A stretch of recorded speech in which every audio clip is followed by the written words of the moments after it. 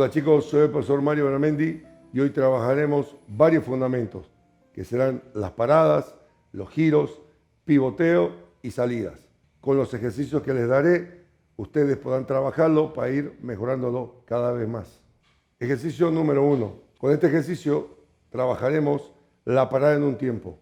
Como ven, metemos 3 o 4 dribbling y con el bote pegamos un salto y ejecutamos la parada en un tiempo. Ejercicio 2. Trabajaremos la parada en 2 tiempos. Driblaremos el balón 1, 2, 3 veces y hacemos la parada en 2 tiempos. Puede ser izquierda o derecha izquierda.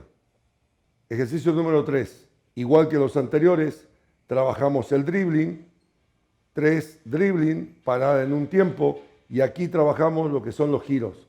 Existe el giro frontal y existe el giro de espalda. Como ven en los ejercicios, los alumnos están trabajando el giro frontal y el giro de espalda. Ejercicio 4.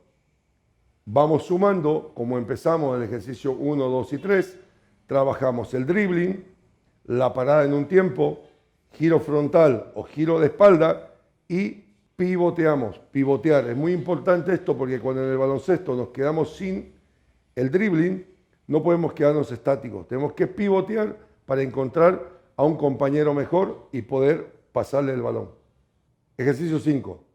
En el básquet existen 2 tipos de salidas, que son la salida abierta y la salida cruzada.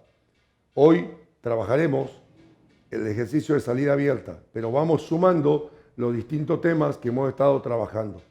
Empezaremos el dribbling con una postura básica y ejecutar un cambio de dirección frontal y salimos abiertos. ¿Qué significa abierto? Salir con la misma pierna donde queda el balón. Al hacer el cambio, salimos con la pierna izquierda y la mano izquierda y quedar en una posición de atletas para poder arrancar, como ven en el video y el trabajo de los muchachos.